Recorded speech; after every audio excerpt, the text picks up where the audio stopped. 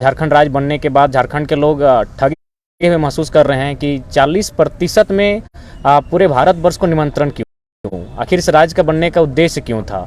तो आज चूंकि आपके माध्यम से लोकतंत्र के चौथे स्तंभ के माध्यम से 3.25 करोड़ झारखंड के जनमानस और झारखंड सरकार को संदेश देना चाहेंगे कि अन्य राज्यों की क्या पॉलिसी है। तो उसके लिए हम लोग कुछ स्टडी करके लाए हैं, जिसमें सबसे पहले बिहार राज्य का ही आप देख सकते हैं। बिहार राज्य का लोक सेवा का है, जिसमें स्पष्ट लिखा है आप भारत का नागरिक हो और साथ ही बिहार राज्य का स्थानीय निवासी हो। तो जब अन्य राज्यों की ये प्रावधान है कि उस राज्य में अगर नियोजन पर अधिकार पहला उस राज्य के निवासी को मिलता है, तो फिर झारखंड राज्य की ये दशा क्यों? आखिर यहाँ के हुक्मरान क्या चाहते हैं कि 40% सीधा आप ओपन कर रहे हैं, यानी अन्य राज्यों को भर रहे हैं। और 40% ओपन होने का मतलब वे लोग फिर ये और एक कॉलम ये है कि जो लोग यहाँ सरकारी नौकरियाँ करेंगे उनके बच्चे फिर आरक्षण के प्रावधान में आ जाएंगे, यानी आज जो लोग ओपन में आते हैं वे लोग फिर एक दिन 60 में आ जाएंगे। तो ये लूट केवल झारखंड में क्यों? फिर बिहार राज्य का एक शिक्षा का उसमें भी लिखा है ओनली बिहार कैंडिडेट्स अप्लाई। हर राज्यों का जो नियोजन पॉलिसी है कहीं ना कहीं उसी राज्य के लिए है। अब देखिए यहाँ हमारे यहाँ धड़ल्ले से 2-3 राज्यों के जाति आवासीय बनाए जाते हैं, लेकिन यहाँ स्पष्ट है बिहार तो सरकार क्या करते हैं कि अगर किसी प्रकार से कोई फर्जी जाति आवासीय बनाता है तो उस पर भी अनुमंडल पदाधिकारी सभी प्रखंड विकास पदाधिकारी को एक नोटिस जारी करते हैं कि अगर कोई गलत तरीके से जाति आवासीय प्रमाण पत्र निर्गत कराता है तो उस पर रोक लगाई जाए। उसके बाद आप देख सकते हैं ये फिर आपका बिहार सरकार नोटिफाइड करती है, जस्टिफाइड करती है कि भाई यहाँ का स्थानीय निवासी जो हो उसका क्या क्राइटेरिया हो सकता है। तो जिसमें आपका कॉलम है खतियान, दान पत्र, भूमि संबंधी दस्तावेज, भूमिहीनों को आवंटित संबंधित अभिलेख। और हम चाहते हैं कि झारखंड में भी, चूंकि हम लोग बिहार राज्य से अलग हुए हैं, तो झारखंड में भी जो स्थानीय नीति बने उसके आधार पर जो नियोजन नीति बने तो कहीं ना कहीं उन्हीं को आधार माना जाए। यहाँ की जो लोक कला है, संस्कृति है, भाषा है, उसको ऐड करते हुए इस राज्य को सुरक्षित करने के लिए उसे आधार मानते हुए और उसके पश्चात अगर नियोजन नीति को अगर प्रारूप को तैयार करते तो इससे क्या होगा कि मैक्सिमम झारखंड राज्य की युवाओं को बेनिफिट मिलेगा। लेकिन अभी जो 60-40 की नीति आ रही है इसमें स्पष्ट क्या है कि 40% जो सीटें हैं वो पूरी तरह से अन्य राज्यों को चली जाएंगी, जिसमें पूरे भारत देश के लोगों को लाभ मिलेगा, जो कि कहीं ना कहीं झारखंड वासियों के साथ सौतेला व्यवहार होगा। आगे हम देख सकते हैं छत्तीसगढ़, बार बार लोग जिक्र करते हैं कि हम लोग झारखंड छत्तीसगढ़ उसी समय अलग हुआ है। छत्तीसगढ़ भी वही कहता है जो छत्तीसगढ़ का स्थानीय निवासी हो, लेकिन झारखंड का जो वैकेंसी उसमें लिखा होता है भारत का नागरिक हो। आप एक एक करके पलट सकते हैं। ये मध्य प्रदेश का है, मध्य प्रदेश में भी एक लाइन लिखा है कि मध्य प्रदेश का स्थानीय निवासी होना अनिवार्य है। आप देख सकते हैं उड़ीसा का बात कीजिएगा तो बड़ा इंटरेस्टिंग रहेगा। उड़ीसा में तो बाहर के लोग माने एंट्री कर ही नहीं सकते हैं। उसमें लिखा है कि he she must be able to read, write and speak Odia and have passed middle school examination with Odia as a language subject. और यहाँ तो 7वां क्लास की बाध्यता कह रहा है कि उड़िया लैंग्वेज में को पास होना होगा। हर राज्य की कोई ना कोई बैरियर है जिससे कि वह अन्य राज्यों के अभ्यर्थी अगर इस राज्य में प्रवेश करते हैं, यहाँ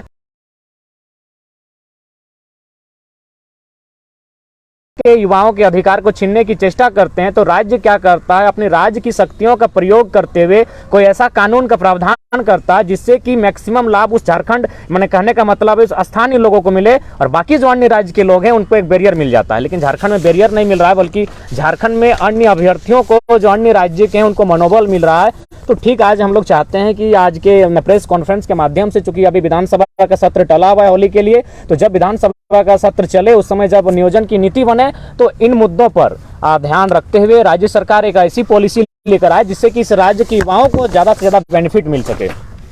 अब देखिए हमने बिहार का पॉलिसी दिखाया कि बिहार में नियोजन नीति कैसी बनती है, मध्य प्रदेश, उड़ीसा, छत्तीसगढ़ की दिखाई। अब जरा देखिए ये झारखंड की पॉलिसी है। यहाँ कहीं नहीं लिखा है कि झारखंड का निवासी हो, यहाँ आपका कॉलम में लिखा है कि भारत का नागरिक हो। तो ये सवाल ये बनता है कि इतना बड़ा दुर्भाग्य इसी राज्य के साथ क्यों? यहाँ भारत का नागरिक हो, यहाँ कोई कॉलम ही नहीं है कि झारखंड राज्य का निवासी हो, जबकि आपके सामने मैंने एक एक करके तमाम डॉक्यूमेंट्स को रखा जिसमें स्पष्ट लिखा है कि मध्य प्रदेश का निवासी हो, उड़िया भाषा का ज्ञान होना चाहिए, 7वां उड़िया से उड़िया लैंग्वेज के साथ पास करना चाहिए, बिहार राज्य का निवासी हो, छत्तीसगढ़ राज्य का निवासी हो। लेकिन जब झारखंड की वैकेंसी की बात आती है यहाँ स्पष्ट लिखा हुआ है भारत का नागरिक हो। ये दोहरी राजनीति और ये दोहरी मानसिकता हमारे राज्य के साथ ही क्यों?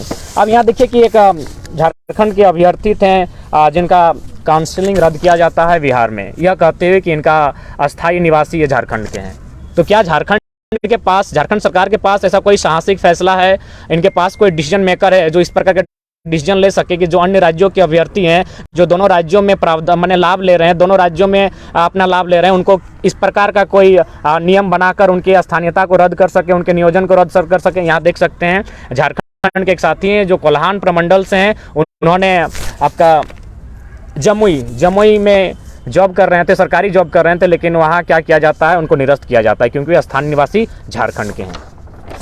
इसके बाद सबसे महत्वपूर्ण विषय चर्चा का यह है कि 1932 के आधार पर जो नियोजन नीति की चर्चा की गई थी, जिसे राज्यपाल ने लौटाया यह कहते हुए आपका AIR की रिपोर्ट 1970 का हवाला दिया।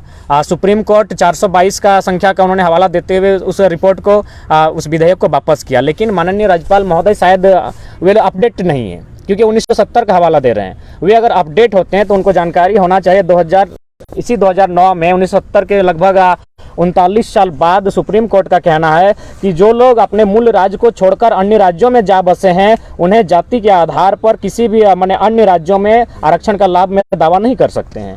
यही नहीं, आपका पटना हाईकोर्ट भी कहती है कि दो राज्यों में कोई भी व्यक्ति स्थानीय होने का दावा नहीं कर सकता है। चंडीगढ़ का भी जो 2000 का रिपोर्ट था चंडीगढ़ न्यायालय का, उसमें भी यही बात कही गई, कोई एक व्यक्ति दो राज्यों में स्थानीय निवासी होने का दावा नहीं कर सकता है। तो मेरे हिसाब से माननीय राज्यपाल महोदय उनकी गरिमा का सम्मान करते हैं। उन्होंने ऑल इंडिया रिपोर्ट 1970 का हवाला दिया है और 1970 कहीं ना कहीं बहुत पुराना बात वे कह रहे हैं। उन्हें 2009, 2002, 2013 इत्यादि को पढ़ना चाहिए, अध्ययन करना चाहिए। तो उसके बाद अगर इस विषय पर वो चर्चा करते हैं तो शायद मेरे हिसाब से बढ़िया रहता। और उसके बाद एक सबसे महत्वपूर्ण विषय आप देख सकते हैं कि भाषा का बैरियर को यहाँ समाप्त किया जा रहा है। यहाँ जो भाषा कल्चर है उसको समाप्त किया जा रहा है। इससे क्या होगा कि अन्य राज्य के जो अभ्यर्थी हैं उन्हें आसानी से इस राज्य में प्रवेश मिल जाएगा। सबसे पहली बात कि झारखंड के लोग थोड़ा सा समझ नहीं पाते हैं कि भाषा का महत्व क्या है, लोक का संस्कृति का महत्व क्या है। इसका उदाहरण हम आपको देना चाहेंगे कि जैसे कि इस बार का जो जेपीएससी का परीक्षा था उसमें एक सेंद्रा शब्द का जिक्र किया गया। सेंद्रा क्या है, उससे क्या है कि जो मैक्सिमम स्टूडेंट अगर बाय द वे अगर कोचिंग क्लासेस में नहीं भी गए हैं तो सेंद्रा को जानते हैं। वहाँ और एक शब्द था आपका पैला का, कि पैला क्या है। तो इससे क्या है, अगर इन सब चीज़ों को अगर आप लोक संस्कृति को बैरियर से हटा दे रहे हैं, आप भाषा को अगर बैरियर से खत्म कर दे रहे हैं, तो इससे क्या होगा कि मतलब अन्य राज्यों के जो अभ्यर्थी हैं उन्हें रोकने का चांस ही अब खत्म कर दे रहे हैं। लेकिन अगर भाषा को बैरियर के तौर पे अगर आप इस्तेमाल करते हैं तो अन्य राज्य के अभ्यर्थियों को नहीं मालूम है कि कर्म कई दिन का होता है, सरहुल का बनाने का तरीका क्या होता है। तो अभी क्या है, सचिव महोदय का स्टेटमेंट देख रहे थे, उन्होंने तो भाषा संस्कृति का जो सिलेबस है यानी जो भी है इनको अप्लाई किया जा सके एग्जामिनेशन में, इसको तो डिलीट कर दिया गया है। संशोधन की बात ही नहीं कही गई, उन्हें डिलीटेड किया गया है। यानी अभी जो अब एग्जाम होंगे उनमें जो झारखंडी कल्चर है उसके बारे में झारखंड के स्टूडेंट को पढ़ने को नहीं मिलेगा, और नहीं मिलेगा इसका मतलब ऑल ओवर इंडिया के लोग आसानी से इस राज्य में प्रवेश कर सकते हैं। तो हमारे आज के प्रेस कॉन्फ्रेंस का उद्देश्य यही है कि 60-40 जो नीति लेकर आई है, और ये जो राज्य सरकार कह रही है 2016 की नीति है, तो अगर 2016 की नीति लेकर आना था तो 2016 की सरकार लेकर आई थी। 2016 की सरकार को अगर राज्य की जनता ने नकारा, उसे अगर सत्ता से पदस्थापित किया, हटाया, तो उसमें एक कारण यह भी था 60-40 की नीति। इसका प्रभाव क्या था, जो 2016 में टीचर की बहाली हुई थी, जिसमें जो अपेंड का जो कोटा था उसमें 75% जो शिक्षक थे वह मैक्सिमम अन्य प्रदेशों से बने थे। अभी आप देख सकते हैं 2022 की बात करें, जो बिरसा मुंडा की जयंती के अवसर पर, झारखंड स्थापना दिवस के अवसर पर जो इंजीनियर की बहाली की गई थी उसमें 96% जो अपेंड का कोटा था उसमें 96% अभ्यर्थी अन्य राज्यों के आए। तो अगर इसी प्रकार चलता रहे, इसी प्रकार अगर झारखंड के नियोजन पर, झारखंड के साधन संसाधनों पर अन्य राज्यों का दबदबा बढ़ता रहे, तो मेरा मानना है आने वाले कुछ सालों में झारखंड नग्न हो जाएगा, झारखंड के लोग हाशिए पर चले जाएंगे। और राज्य सरकार को समझ में आना चाहिए कि राज्य की शक्तियां भी है, इनके पास अनुसूची 7 सुरक्षित है, जिसका ये प्रयोग करते हुए अपने राज्य के अभ्यर्थियों के लिए नियोजन की जो पॉलिसी है उसमें उन्हें प्राथमिकता दे सके। और आप खुद 2004 में जाके देख सकते हैं कि राज्य के पास कितना पावर है। इसी राज्य में 2004 में जब प्राइमरी टीचर की वैकेंसी ली गई थी तो उसमें ऑल ओवर इंडिया में डीएलएड मांगा गया था, लेकिन झारखंड राज्य में बीएड मांगा गया था इसी राज्य में। यानी राज्य के पास अपनी शक्तियां हैं, लेकिन मुझे समझ में नहीं आता है कि वर्तमान में जो झारखंड सरकार चल रही है ये किन के अनुसार चल रही है। इन्हें राज्य शक्ति का कोई आभास भी नहीं है कि राज्य शक्ति भी कुछ है, कि राज्य सरकार अपनी शक्तियों का प्रयोग करते हुए कुछ विधेयक बना सकती है जिसमें केंद्र की सहमति ना ली जाए। और राज्य का जो नियोजन का मामला है वो राज्य शक्ति का मामला है, अनुसूची 7 का मामला है, अनुच्छेद में राज्य सूची के 41 का मामला है। उसका प्रयोग करते हुए, उस शक्ति का हवाला देते हुए राज्य के युवाओं जो आज मैंने काफी दिनों से संघर्ष कर रहे हैं उनको हित में कानून बना सकते हैं। लेकिन आज हिटलर ने जो बात कही थी कि जनता को इतना निचोड़ दो कि जिंदा रहना ही विकास समझे, उसी कंडीशन में आज राज्य के युवा हैं। एक तो कई सालों से वैकेंसी आई नहीं है, तो 60-40 नहीं, यहाँ अगर 50-50 की वैकेंसी दे देंगे तो बहुत सारे युवा कहेंगे भाई किसी तरह एग्जाम में बैठने दो, लेकिन उनमें दूरगामी सोच नहीं है। दूरगामी सोच नहीं होने का परिणाम क्या होगा, आप तो किसी प्रकार ये वैकेंसी को भर लेंगे, लेकिन अगले जब वैकेंसी आएंगी तो वही व्यक्ति जो आज ओपन टू ऑल में आपके साथ आ रहे हैं वो झारखंडी निवासी हो जाएंगे, क्योंकि ये भी एक कॉलम है कि जो यहाँ सरकारी नौकरियों में आएंगे उनके बच्चे यहाँ आरक्षण का लाभ लेंगे। तो इसलिए आज प्रेस कॉन्फ्रेंस के माध्यम से लोकतंत्र के चौथे स्तंभ के माध्यम से 3.25 करोड़ झारखंड की जनता और झारखंड सरकार को संदेश होगा कि अभी जो विधानसभा का सत्र होली के बाद फिर से प्रारंभ होगा, उसमें आप कोई ऐसा विधेयक लेकर आए नियोजन नीति को लेकर, और भाषा के बैरियर को आप समाप्त नहीं कर सकते हैं। आप किसी भी राज्य में चले जाएं, जिन राज्यों में भाषा एक आइडेंटिटी के तौर पर है, और उन राज्यों को संरक्षण के लिए कहीं ना कहीं भाषा को बैरियर के तौर पर इस्तेमाल किया जाता है। लेकिन आप अगर भाषा के बैरियर को समाप्त करते हैं, और कितना दुर्भाग्य का विषय, एक मुझे लगता है एक बहुत कम पढ़ा लिखा छात्र इस बात को समझ सकता है। मुझे लगता है जो पढ़े लिखे नहीं भी वे लोग जान सकते हैं कि आज कितने दुर्गति से राज्य की है। आप अंग्रेजी को क्षेत्रीय भाषा में शामिल कर रहे हैं, हिंदी उर्दू मन को लेकर आप क्षेत्रीय भाषा में शामिल कर रहे हैं, कितना दुर्भाग्य का विषय है। इंग्लिश जो कि एक इंटरनेशनल लैंग्वेज है, हिंदी एक नेशनल लैंग्वेज है, उर्दू भी कई देशों में बोली जाती है, आप उसे एक क्षेत्रीय भाषा के सूची में शामिल करते हैं, तो मुझे लगता है इससे बेकार गवर्नमेंट अब तक देखने को नहीं मिली थी। आज कहीं ना कहीं आज बहुत बुरे अवस्था में झारखंड की जो पॉलिटिकल दौर गुजर रहा है, बहुत खराब कंडीशन के साथ गुजर रहा है। तो अतः हम लोग यही चाहते हैं कि इस राज्य के युवाओं के भविष्य के साथ खिलवाड़ ना किया जाए, इस राज्य के युवाओं के हितार्थ और उनकी सुरक्षार्थ में विधेयक पास हो, और खासकर नियोजन नीति, क्योंकि आज कई वर्षों से इस राज्य में नियोजन की काफ़ी कमियां हैं, और वर्तमान सरकार नियोजन को लेकर ही सत्ता में आई थी। और अगर इसी प्रकार अगर वो 60-40 के माध्यम से 40 वैकेंसियां सीधे 40% अन्य राज्यों को अगर बेच देगी, तो कहीं ना कहीं ये दुर्भाग्य होगा इस राज्य का। और दूसरी बात, यदि आप इस राज्य की बनावट पर जाएंगे, इस राज्य के गठन और गढ़न की ओर जाते हैं, तो इस राज्य का गढ़न ही हुआ था, जो भी आंदोलन किए गए थे कहीं ना कहीं जमीन संबंधित आंदोलन थे। आज इस नियोजन को आप जमीन से भी जोड़ सकते हैं। जो लोग 40% में आएंगे, यहाँ स्थापित होने के साथ साथ यहाँ वो जमीनें लेंगे। जमीनें लेने के साथ साथ क्या होगा, वोटर आईडी यहाँ बनेगा, आधार कार्ड यहाँ बनेगा, और फाइनली एक दिन ऐसा होगा कि पॉलिटिकल डैमेज होगा। उसका जो मैंने ताज़ा उदाहरण है कोयलांचल का क्षेत्र, धनबाद, झरिया, बेरमो, बोकारो। आज अन्य राज्यों के लोग जो रहने बसने आए, यहाँ उनकी तादाद इतनी बढ़ गई है कि आज कह सकते हैं वो 2 राज्यों में वोटर आईडी कार्ड के माध्यम से सरकार भी बना रहे हैं, अपने विधायक भी चुन रहे हैं, और फाइनली झारखंड के लोगों के जो अधिकार हैं, राइट्स हैं, उनको कहीं ना कहीं पूरी तरह से नेस्तनाबूद कर रहे हैं। तो अतः आज झारखंड के युवाओं को विशेषकर इस 60-40 की नीति के विरोध में अपने स्वर को बुलंद करना होगा, और इतना जोरदार बुलंद करना होगा कि इसी सत्र में, ये जो सत्र आपका 12 तारीख के बाद शायद संभावना है फिर से प्रारंभ होगा, उसी सत्र में नियोजन नीति झारखंड के हित में जिस प्रकार से हो, भाषा को बैरियर बनाकर, खतियान को बैरियर बनाकर झारखंड के युवाओं के हितमर बने, इसके लिए आज युवाओं को एक स्वर में आवाज़ को बुलंद करना होगा। जयराम जी, आप बोल रहे हैं सरकार ने तो कैबिनेट से पास कर चुका है, उसी सरकार के एक मंत्री हैं बन्ना गुप्ता, बोल रहे हैं कि 32 से लेकर 23 वालों तक का ख्याल रखा जाएगा, तो सरकार उसी को ध्यान में रख के नीतियां बना रही है। देखिए, सबसे पहली बात, जहाँ तक आपने बन्ना गुप्ता जी का सवाल किया, एक जिम्मेवार पद पर हैं, स्वास्थ्य मंत्री हैं, लेकिन उनके बयान को देखकर लगता है कि यहाँ जोकरों की संख्या मंत्री पद में ज़्यादा है। उनका एक बयान सुन रहे थे जिसमें वो कह रहे थे कि बर्ड फ्लू से डरने की आवश्यकता नहीं, अगर बर्ड फ्लू हो जाए तो मुर्गे को जितना पका के खाइएगा डर की संभावना खत्म हो जाती है। तो कितने हास्यास्पद विषय में और कितना माने दुर्भाग्य का विषय है झारखंड राज्य के साथ कि ऐसे व्यक्ति मंत्री पद पर आसीन है जिनको मंत्री पद की गरिमा का एहसास नहीं होता है। उसी शख्स का पटमदा क्षेत्र में गए थे, आपका एक छात्रों के बीच एक सभा को संबोधन करने के लिए, छात्रों को मोटिवेशन करने के लिए। वहां जाकर माननीय बन्ना गुप्ता जी कहते हैं कि अरे हम तो जब 10वीं की परीक्षा दे रहे थे तो चोरी करते हुए पकड़े गए, जिस एसडीओ ने हमको पकड़ा था नकल करते हुए, आज वो मेरा सेक्रेटरी है और हम मंत्री बन चुके हैं। तो ये दुर्भाग्य का विषय है, गरिमामयी पद पर होने के बावजूद अगर इस तरह के टिप्पा टिप्पणी कर रहे हैं तो मेरे हिसाब से कहीं ना कहीं अशोभनीय बयान है उनका। जयराम जी, एक खतियान को लेकर के आप बयान दे रहे हैं या फिर भाषा के आधार पे, लेकिन कल ही रांची में बहुत बड़ी रैली हुई, महारैली आदिवासियों की, वो कुर्मी और कुर्मियों के खिलाफ हुई। देखिए, सबसे पहली बात, ठीक है, देखिए सबसे पहली बात, जब कुर्मी का विषय आता है तो मैंने स्पष्ट कहा कि जब जब मैं अध्ययन करता जाऊंगा मैं अपने तर्क देना प्रारंभ करूंगा। सबसे पहली बात है, आज जो जिस प्रकार का माहौल माने आदिवासी और कुर्मी के बीच बनाया माने पैदा किया जा रहा है, उत्पन्न किया जा रहा है, कहीं ना कहीं दुर्भाग्य के विषय। अगर झारखंड राज्य की अस्मिता पर आप जाएं, झारखंड राज्य के अगर अलग आंदोलन पर जाएं कि झारखंड राज्य अलग क्यों हुआ, तो कहीं ना कहीं कुर्मी और आदिवासियों का बहुत बड़ा योगदान है। बहुत बड़ा नहीं, मेरा मानना है 80% सिर्फ 2 कम्युनिटी का योगदान है, बाकी लोग 20 में होंगे, 10 में होंगे, तो इनका बहुत बड़ा रोल रहा है। लेकिन जो लोग बाहरी शक्तियां इस राज्य में काम कर रही है वो जानती है अगर इन्हें तोड़ दिया जाए तो इस राज्य में शासन आसानी से किया जा सकता है। जहाँ तक कुर्मी का प्रश्न है, सबसे पहला बात, झारखंड एक आदिवासी राज्य है। आज आप मीडिया के लोकतंत्र के माध्यम से मैं ये जानना चाहता हूं कि अगर किसी राज्य का एक आदिवासी राज्य के रूप में गठन किया जाता है तो आधार क्या होना चाहिए? आदिवासी की जनसंख्या होनी चाहिए।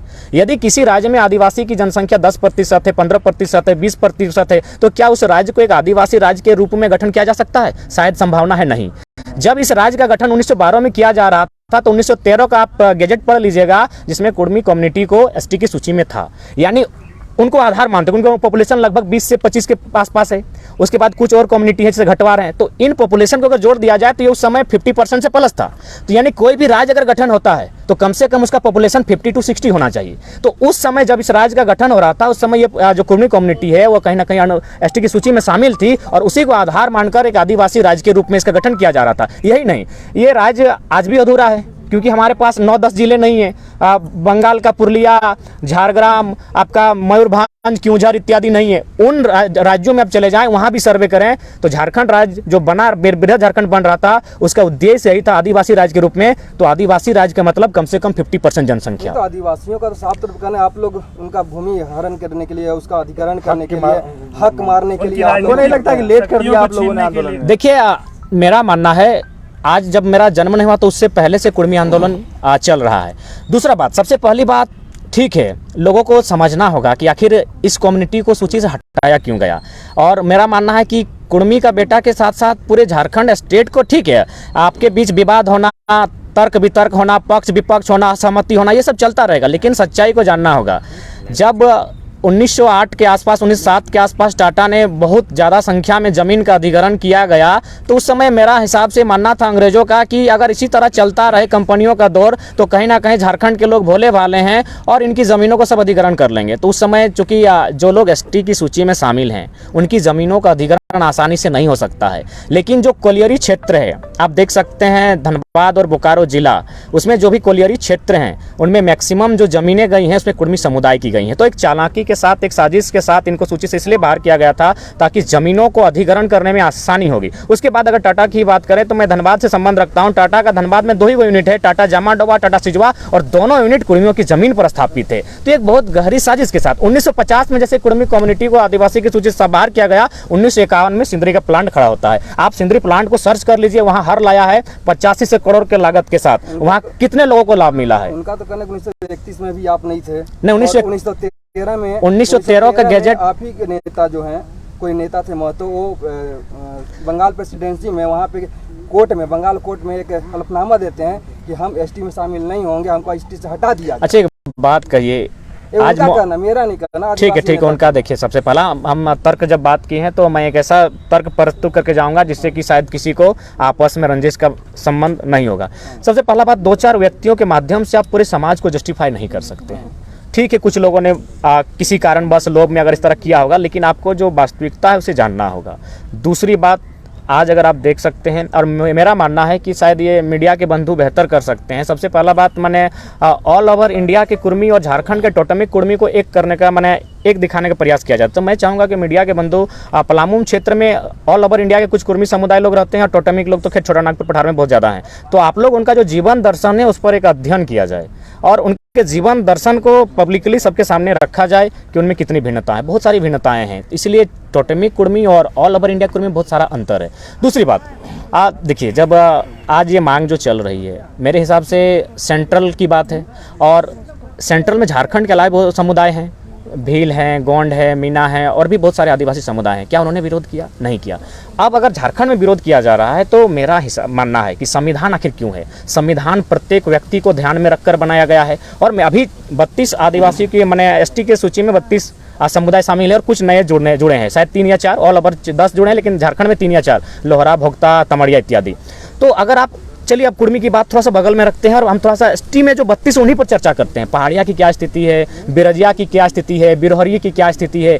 तो मेरा अगर मानना है जिस प्रकार सेंट्रल की लिस्ट में ओबीसी है, लेकिन जब वो लिस्ट राज्य के पास आता है तो कहीं BC1, BC2, BC3 हो जाता है, MBC हो जाता है कहीं आपका। तो ठीक उसी प्रकार अगर आप व्यक्ति को जिंदा रखना चाहते हैं तो सबसे पहले जो 32 आदिवासियों की सूची है उसमें आप जो अति पिछड़े लोग हैं, जो हमको लगता है वायलेंट माने जो लोग कुछ सालों में खत्म हो जाएंगे, एक प्राइमेटिव ट्राइब्स के तहत उनको भी देखने का काम कीजिए। तो ठीक उसी प्रकार अगर इनको ऐसा लग रहा है कि कुर्मियों के शामिल होने से, तो उस पर राज्य सरकार को राज्य सूची के लिए समीक्षा करनी चाहिए कि जब सेंट्रल के बाद उसी कुर्मी कम्युनिटी को आदिवासी में शामिल करने के बाद जब राज्य सूची में आएगा तो राज्य में जो मतभेद हो रहा है तो उस राज्य सरकार पर छोड़िए। बाकी सेंट्रल की अगर बात करें तो ऑल ओवर इंडिया में एसटी लोग हैं, कहीं से विरोध नहीं हो रहा है, सिर्फ राज्य में हो रहा है। अतः राज्य सरकार को चाहिए कि राज्य में समीक्षा हो कि कुर्मी के लिए क्या ऑप्शन हो सकता है। देखिए एक बात है, यह लड़ाई इस आंदोलन से लगभग सालों पूर्व की है।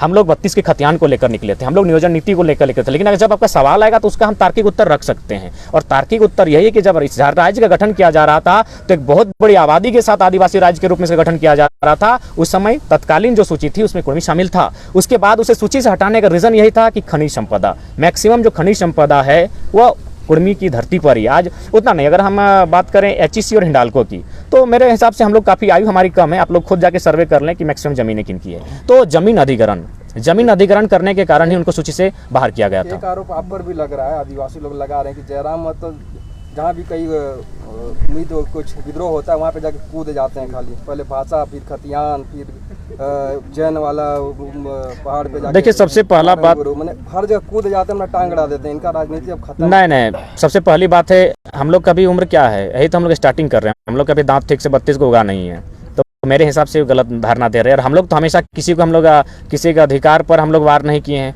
जहाँ तक मारांग मुरुंग का प्रश्न है, एक बार मारांग मुरुंग को फिर से सर्वे किया जाए। मारांग मुरुंग के आसपास अगर सबसे ज़्यादा गाँव है तो कुर्मियों के गाँव है।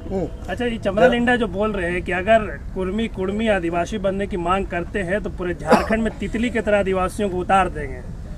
देखिए मेरे हिसाब से ये बहुत ही मैंने उनका दुर्भाग्यपूर्ण बयान है। गुर्जर लोग आंदोलन किए, जाट लोग आंदोलन किए, पटेल लोग आंदोलन किए, क्या किसी अन्य समुदाय ने उनके खिलाफ जाकर सड़क में आंदोलन किया? नहीं। यानी कोई कम्युनिटी चाहे कोई समुदाय अपने अधिकार को संवैधानिक दायरों में मांग सकता है। हाँ, आप क्या कर सकते हैं, अगर आप असहमत हैं तो आप कोर्ट में जाकर PIL दायर करते, याचिका दायर करते हुए कोर्ट में ये मांग कर सकते हैं। उसके बाद निर्णय लेना, उसको शामिल करना ना करना, ये कोर्ट का विषय रहता है। लेकिन आप एक भी, भारत देश में इतने आंदोलन हुए हैं, सभी समुदाय सभी वर्गों ने किया है, क्या किसी अन्य वर्ग ने उसके खिलाफ आंदोलन किया है? ये शायद झारखंड में ही हो रहा है। और मुझे लगता है अगर वास्तव में ये लोग आदिवासी चिंतक हैं तो उन्हें ये चिंता करना चाहिए कि जब अगला परिसीमन होगा, क्योंकि एक समय इसी भूभाग में कभी 70% आदिवासी हुआ करते थे, आज़ादी के जब हुआ तो उसमें 52% हुआ करते थे, आज 26 में आए हैं। जब अगला जनगणना होगा, खासकर जातीय जनगणना जो पूरे देश में बात उठ रही है, उसमें क्या स्थिति होगी? तो अगर वास्तव में अगर आदिवासी चिंतक हैं, कोई अच्छा आपका वो तो अभी शामिल हुआ नहीं है, 70 सालों से खुद अपने अधिकार से माने लड़ रहा है, संघर्ष कर रहा है, लेकिन अभी अगर वास्तव में चमरा लिंडा इत्यादि जो भी नेता हैं, ये अगर वो आदिवासी चिंतक हैं, हम भी चाहते हैं आदिवासी का भला हो, क्योंकि आज भी शोषित हैं, वंचित हैं, तो सबसे पहले ये सर्वे हो, जब अगला परिसीमन हो तब उनकी जनसंख्या क्या ठहरेगी, क्या उस समय आपका जो ये आदिवासी राज्य के रूप में चिन्हित किया गया है तब वह उस माने क्राइटेरिया में खड़ा उतरेगा कि नहीं उतरेगा, इस पर चर्चा होना चाहिए। परिसीमन होगा ही। आज भले 81 विधानसभा है, लेकिन नया जो विधानसभा बना है उसमें 160 सीटें हैं। तो 160 सीटें क्यों, किस लिए रखी गई हैं? आज हो कल हो विधायकों की संख्या बढ़ेगी, तो जब विधायकों की संख्या बढ़ेगी तब आरक्षित सीटों की संख्या क्या होगी? क्योंकि आरक्षित सीट होना यानी उस समुदाय का भागीदारी होना। अब जिस सीट में मान के चलिए अगर SC समाज दवा करेगा और उसमें अगर SC समाज के लोग नहीं रहेंगे, क्या सीट उसको आरक्षित दिया जाएगा? नहीं दिया जाएगा। तो इसलिए अगर उनको चिंतन करना है तो जो लोग नष्ट हो जा रहे हैं पहले उन पर चिंतन करना चाहिए कि पहाड़िया लोग कहाँ हैं, असूरी लोग कहाँ हैं, बिरजिया लोग कहाँ हैं, उनकी क्या स्थिति है। 32 में भी जो है मेरा मानना है कि 32 को भी एक साथ आप नहीं रख सकते हैं। राज्य सूची की अगर बात कही जाए तो जो 32 आज माने और मान के चले 35 हो चुके हैं, उनको भी आप एक साथ नहीं रख सकते हैं। अतः संविधान का मतलब है किसी को नुकसान नहीं होना, संविधान का मतलब है सबको अधिकार मिलना। अतः संविधान को यानी सरकारों को सोचना चाहिए कि सभी वर्गों को उनके अधिकार से वंचित ना किया जाए। जहां तक कुर्मी का प्रश्न है, वो आरक्षण के लिए नहीं, वो संरक्षण के लिए लड़ रहा है। उसकी लड़ाई संरक्षण की है, क्योंकि अगर आज वो संरक्षण की आवाज नहीं उठाता है तो आने वाले 20 सालों में आप देखिएगा सबसे ज्यादा जमीन किन्हीं की संकट में आएगी तो कुर्मियों की आएगी। आप देख सकते हैं यही आपका जो ये सड़क चौड़ीकरण हुआ आपका और मांझी से जो निकला है, देखिए किनका घर मकान ज्यादा टूटा है, ये जो आपका रिंग रोड घुमा चारों तरफ, उसमें भी आप देख लीजिए। तो ये मसला है, संरक्षण का मसला है, ये लड़ाई आपका अपनी आइडेंटिटी का है, लेकिन लोग इसको थोड़ा सा सिर्फ ले आते हैं, आरक्षण की पॉलिसी में ले आते हैं। तो वहाँ क्या लगता है कि ये कोई मिशनरी भी इसके पीछे है? आप लोग देखिए, इस पर भी अध्ययन करना होगा, क्योंकि मुझे जानकारी नहीं है कि आखिर इसको लड़ाने के पीछे किनका हाथ है, लेकिन मैंने जो तर्क रखा, आप उस तर्क को खारिज नहीं कर सकते हैं। अगर उन्हें सूची में हटाना, सूची में रहना, आदिवासी राज्य की मांग करना क्यों हुआ था? कम से कम जनसंख्या 50 होनी चाहिए थी, क्योंकि 25% अगर मान के चले, आज आदिवासियों की संख्या इस राज्य में 25% है। अगर 25% को आधार मानकर अगर किसी आदिवासी राज्य का निर्माण किया जाए तो ये संभावना नहीं है। कम से कम जनसंख्या 50-60 के आसपास होनी चाहिए, तभी ये संभावना है। यानी अगर आपको राज्य सूची में, अगर राज्य में ये डर लग रहा है, तो जिस प्रकार BC1, BC2, BC3, अगर इसमें आपको डर लग रहा है, पहला बात मैं कहूँगा ये आरक्षण की नहीं, संरक्षण की लड़ाई है। तो आप उसके लिए राज्य सरकार को एक गहन समीक्षा करनी चाहिए, और हम तो कहेंगे कि प्राइमेटिव ट्राइब्स का भी एक अलग कॉलम राज्य में रखें, और उसमें जो लोग विलुप्त हो जा रहे हैं उनको आप कम से कम सुरक्षित करने का कार्य करें। अच्छा, मूल विषय पर आइए। सरकार बोल रही है कि हम सर्वे कराएं और उसी के आधार पर ये डिसीजन फिलहाल इसलिए लिए हैं कि फिलहाल नियोजन दिया जाए, बाद में फिर हो सकता है कि सरकार बनाए नियोजन नीति, तो इसमें क्या आपत्ति है? देखिए, आपत्ति का सवाल ये है कि सबसे पहली बात, ये नीति 2016 की है। अगर इस नीति से झारखंड के युवा खुश हैं, संतुष्ट हैं, तो फिर 2016 की सरकार रहने देते हैं। आप वर्तमान में जो झारखंड मुक्ति मोर्चा कांग्रेस की गठबंधन की सरकार जो आई है, किन मुद्दों के साथ आई है? इनका पहला मुद्दा जो CNT में छेड़छाड़ हुआ था रघुवर सरकार के टाइम, इनका मुद्दा था यही 60-40 की नीति, जिस कारण आपका शिक्षक बहाली में 75% अन्य राज्यों के लोग प्रवेश कर गए। आपका जो भी वैकेंसी दरोगा की बहाली हुई, यानी जो भी ओपन टू ऑल था, उसमें मैक्सिमम जो अभ्यर्थी आए थे वो अन्य राज्यों के आ गए थे। तो इसी के विपक्ष में जाकर वर्तमान सरकार को चुनने का काम किया था, और यदि ये वही पॉलिसी को लेकर आएंगे तो मेरा मानना है ये कहीं ना कहीं झूठ कह रहे हैं और इस राज्य की जनता को ठगने का काम कर रहे हैं। लेकिन मंत्री आलमगीर आलम ने कहा कि 60-40 की तो बात ही नहीं है। अच्छा, एक बात बताइए, अगर ये 60-40 की बात नहीं है, यानी ये बाकी जो झारखंड के जनता है बेवकूफ़ हैं? यानी जो पेपर में प्रकाशित हो रहा है, क्या वे लोग बेवकूफ़ हैं? मैंने तो कहा कि यहाँ मंत्रियों का जो है, जो झुंड है, मुझे लगता है मजाक हो रहा है। इनके ये अपने बयान पर खुद टिक के नहीं रह पा रहे हैं, उलूल जुलूल बयान दे रहे हैं। सरकार लिखित में कुछ और कर रही है, ये लोग मीडिया के सामने मुंह से कुछ और बोल रहे हैं। अच्छा, ये तो एक भ्रम ही फैलाया जा रहा है कि नियोजन नीति लाई है सरकार कैबिनेट में, ऐसा तो कुछ हुआ नहीं है, क्योंकि नीति तो ये हमने भी वही कहा। जो नियम सरकार पहले बनाई थी कि मैट्रिक और इंटर यहाँ से पास करना है, उसको सिर्फ विलोपित कर लिया गया। वो हाईकोर्ट के आदेश पर हुआ, तो हमने भी आज के से पहले का नियम बिल्कुल, मैंने भी आज के प्रेस कॉन्फ्रेंस के माध्यम से मैंने भी यही कहा कि जो विधानसभा सत्र 12 के बाद प्रारंभ होगा, उसमें आप नीति को बनाए। हमने तो ये नहीं कहा कि आपने नीति बना दिया और उसके विरोध में हम लोग कॉन्फ्रेंस किए हैं। मैंने तो ये कहा कि झारखंड के सरकार को इस प्रेस कॉन्फ्रेंस के माध्यम से हम संदेश देना चाहेंगे, माने डॉक्यूमेंट्री के साथ, कि बिहार के पास क्या पॉलिसी है, उड़िया के पास क्या पॉलिसी है, छत्तीसगढ़ के क्या पॉलिसी है। तो हम लोग इस प्रेस कॉन्फ्रेंस के माध्यम से, चूंकि विधानसभा का सत्र चल रहा है, राज्य सरकार को ये संदेश देने के लिए आए हैं कि आप भी झारखंड के हित के लिए क्या पॉलिसी बनाकर लाते हैं। हम लोग पॉलिसी तो बनी नहीं है, पॉलिसी बनी नहीं कि विधानसभा सत्र चला नहीं है, तो ये तो इस बात से हम लोग भी अवगत हैं। तो चूंकि विधानसभा का सत्र चलने वाला है, इसीलिए आज के प्रेस कॉन्फ्रेंस करने का उद्देश्य यही है कि आज के माध्यम से सरकार को संदेश जाए। जयराम, एक सवाल है कि जो रामगढ़ उपचुनाव का रिजल्ट है, क्या लगता है हेमंत सरकार के खिलाफ मैंडेट है, युवाओं ने दिया है? हाँ, कहीं ना कहीं राज्य सरकार की जो पॉलिसियां लगातार जो युवा सेटिस्फाइड नहीं कर पा रहे थे, राज्य की जनता को सेटिस्फाइड नहीं कर पा रहे थे, उसी के विपक्ष में जाकर उन्होंने मतदान किया है। और मुझे लगता है अगर यही रवैया रहा तो शायद 2024 में एक बहुत बड़ा बदलाव देखने को मिलेगा। लेकिन दुर्भाग्य ये है कि इस राज्य में अगर जेएमएम से लोग नाराज होते तो फिर जाके एनडीए के पास चले जाते हैं, एनडीए से नाराज होते हैं तो यूपीए के पास चले जाते हैं। यानी मेरे हिसाब से राज्य की जनता को 2024 का जब चुनाव हो, उसमें तीसरे विकल्प को तराशना होगा, और नहीं तो फिर ये फुटबॉल के मैच की तरह होगा, गेंद एक बार उस रडार में जाएगी, उधर से किक इधर किया जाएगा, और फाइनली इस राज्य की जनता फुटबॉल की तरह खेलती रह जाएगी और मैंने इधर से उधर लुढ़कती रह जाएगी। युवा चाहते हैं जयराम मतो मुख्यमंत्री बन आपकी जाए। तरफ से होगी जयराम, युवाओं की बहुत सारी कमेंट्स आते हैं। तीसरा विकल्प देने का तो मौका था, लेकिन जयराम जी आप तो नहीं दिए। देखिए, सबसे पहला बात है कि हम लोग पहले ही बोलें कि हम लोग जो भी करेंगे कहेंगे 2024 में ही फ्रेश होगा। उपचुनाव और साल 1.5 साल के लिए हम लोग रिस्क नहीं लेना चाहेंगे, ना हम लोग इंटरेस्ट लेना चाहेंगे। जो भी होगा 2024 में ही होगा। और बिल्कुल अगर युवा चाहें इस राज्य के तो बदलाव होने की गुंजाइश हो सकते हैं, लेकिन थोड़ी सी संभावना इसलिए कम लगती है क्योंकि कहीं ना कहीं मैंने जो अक्सर कहा है कि चुनाव के समय तक बहुत कुछ देखने और सुनने को मिलता है, लेकिन जैसे ही चुनाव का समय आता है कहीं ना कहीं पैसा बहुत ज़्यादा हावी हो जाता है। फिलहाल जो युवा हैं वो कहीं ना कहीं लड़ने की, पैसा देकर चुनाव लड़ने की स्थिति में नहीं है। और दूसरी बात, 2024 का जो चुनाव होगा उसमें केवल पढ़े लिखे युवा नहीं चाहिए, बल्कि ऐसे युवा चाहिए जो अपने प्राणों की आहुति दे सकें। इसलिए इस बात को मैं कह रहा हूँ क्योंकि मैं एक PhD का छात्र हूँ और मैं झारखंड के भविष्य को देख पा रहा हूँ। क्या देख पा रहा हूँ? आज हम लोग भाषा की बात कर रहे हैं इसीलिए हमारा सामना माफियाओं से नहीं हुआ है। आज हम लोग खतियान की बात कर रहे हैं इसीलिए हमारा सामना माफियाओं से नहीं हुआ है। लेकिन आपको जानकारी होना चाहिए ये झारखंड खनन और इंडस्ट्रियल बेल्ट में आता है। जब हम लोग कंपनियों में, कोयला के खदानों में एंट्री करेंगे उस समय हमारा सामना कोयला माफियाओं से होगा, उस समय हमारा सामना यूपी बिहार के शूटरों से होगा। तो इसलिए अब अगर 2024 में कोई युवा इस आंदोलन के माध्यम से विधायक बनने का ख्वाब देखे हैं तो मैं मानना चाहूँ, मेरा उन्हें संदेश होगा अपने आप के सर पे मौत का कफन बांध कर आएँ। क्योंकि ये बात मैं इसलिए कह रहा हूँ कि हाल फिलहाल माननीय मुख्यमंत्री का जो एक रिलेशन में वाहन का विवाद था उसमें एक कंपनी ने 80 लाख फाइनेंस किया था और वही कंपनी अभी कोल्हान के क्षेत्र में सबसे ज़्यादा जमीन लूटने का काम कर रही है। तो बताइए माननीय मुख्यमंत्रियों के खिलाफ कैसे जाएंगे? आप देख सकते हैं आपका बड़का गांव के क्षेत्र में जो कर्णपुरा कोल ब्लॉक से वहां 35 कोल ब्लॉक्स आवंटन किए गए हैं। बताइए 35 कोल ब्लॉक, 235 गांव आते हैं, 5 गांव को छोड़कर बाकी 230 गांव विस्थापित हो जाएंगे। तो इस पर कौन सी सरकार उसके सामने जाएगी? क्योंकि पूंजीपतियों का सामना करना आसान नहीं है। पूंजीपतियों का सामना निर्मल दा नहीं कर पाए। आपको क्या लगता है निर्मल दा क्या झारखंड अलग राज्य का?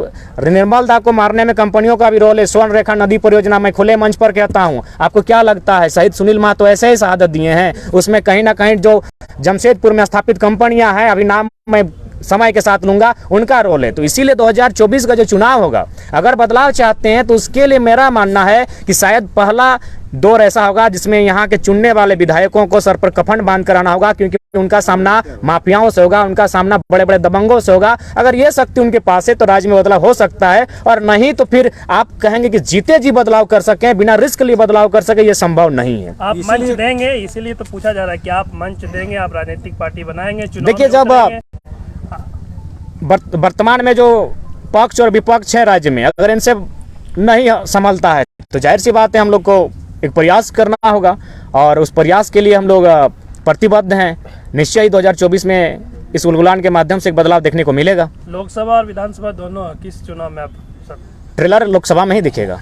लेकिन एगो सवाल हमर इंदे हो, अभी देख दादा है का लगल हो, हम तो 15-20 राज्य में काम करके आयली हो इंदे, बड़ी भाषा जानो यो, झारखंडी कितना बाहर में अथु, अभी जो तमिलनाडु में भाई लगल हो, हमरो वर्कर हुआ अथु, फोन करके जे बोला हमिन कि ना। देखिए, सबसे पहली बात बिल्कुल आज जो भी हम लोग हिंसा के पक्षधर में नहीं है, हम लोग भी चाहते हैं कि जो तमिलनाडु में जो भी न्यूज़ वायरल हो रहा है उसमें कितनी सच्चाई है उस पर जांच पड़ताल हो, और कहीं ना कहीं कुछ तो सच्चाई है। तो इस पर हम लोग हिंसा के सहमति नहीं है, लेकिन वहाँ केंद्र सरकार को हस्तक्षेप करते हुए हमारे जो मजदूर हैं कुशल वापस लाने का कार्य करें, और साथ ही साथ जब वो मजदूर वापस चले आएँ तो राज्य सरकार को चाहिए कि उनके लिए ज़्यादा से ज़्यादा रोजगार के अवसर उपलब्ध कराए जा सके, और ये संभव है, ऐसा नहीं कि संभव नहीं है। मैंने आपको कई बार मीडिया के माध्यम से मैंने रोजगार के अवसर का चर्चा किया है। झारखंड एक पर्यटन के क्षेत्र में बहुत ज़्यादा हमारे यहाँ मैंने सड़क बिछा हुआ है, यानी परिवहन के रूप में, पर्यटन के रूप में, कृषि के रूप में बहुत सारे स्कोप हैं जिनमें झारखंड। आखिर हमारे मजदूर वहाँ क्या करते हैं? केरल में जाके मछली पालते हैं, केरल में मछली पालते हैं ना। हमारे मजदूर आखिर क्या करते हैं? वहाँ जाके टावर लाइन में काम करते हैं। वहाँ तो कोई वे अफसर बनने नहीं गए हैं, मजदूरी करने गए हैं। 12 लाख लोग मजदूरी करने गए हैं। तो यदि झारखंड सरकार अगर झारखंड राज्य में पर्यटन, परिवहन, कृषि को अगर बढ़ावा देते हैं, अन्य कुछ उद्योगों को, छोटे छोटे कुटीर उद्योगों को बढ़ावा देते हैं, अगर कार्य करे तो संभव है। और ऐसा नहीं कि इनके पास बजट में पैसा नहीं है। ये लोग खतियानी यात्रा करते हैं, जोहार यात्रा करते हैं, अश्लील यात्रा करते हैं, तब तो पैसा आता है। अभी होली में लाखों का खर्चा उड़ रहा है, तब तो पैसा आ रहा है। अगर राज्य सरकार मिशन के साथ कार्य करे तो हमारे मजदूरों को हमारे राज्य में ही काम मिल सकता है। और फिलहाल हम लोग यही कहना चाहेंगे कि सभी राज्यवासियों का उस राज्य में पहला अधिकार होता है। आखिर कोई अगर मजदूरी करने के लिए बाहर गया है तो परिवार के लिए गया है। परिवार अगर उसका राज्य में है और वह किसी गैर राज्य में है तो कहीं ना कहीं उस राज्य सरकार पर एक चुनौती का भरा प्रश्न होता है कि आखिर उसने इस राज्य के गठन में क्या किया। तो इसलिए मेरा मानना है राज्य सरकार को राज्य के हितार्थ के लिए कार्य करना चाहिए। दूसरा तीसरा विकल्प क्या बात कर रहे हैं, आपने बीच में खबर सुना होगा, ये आपको लेकर के क्या कुछ टिप्पणियां की गई थी एक पूर्व विधायक के द्वारा, अपने बच्चा का भी शब्द का इस्तेमाल किया। नहीं, ठीक है, बच्चा कहा तो कोई गलत नहीं कहा, हम लोग हैं बच्चा, लेकिन इसका मतलब ये नहीं भगत सिंह भी बच्चे थे, अशफाक उल्लाह खान भी बच्चे थे, खुदीराम बोस भी बच्चे थे। बच्चा है इसका मतलब नहीं आपसे बेहतर हम लोग जानकारी रखते हैं। आपके पास उम्र का ज्ञान है, हम लोग के पास छोटी सी उम्र में विजन है हम लोग के पास, पीएचडी के छात्र हैं हम लोग, दूर दूर की सोचते हैं कि दूर में झारखंड के साथ क्या होने वाला है। और आप लोग देख ही रहे हैं, लड़ा ही रहे हैं। पहले लोग धर्म के नाम पे लड़ाते थे, आज झारखंड में ही माने समुदाय को आप लोग लड़ा रहे हैं। बीच का रास्ता तैयार कीजिए। ठीक बहुत हो गया।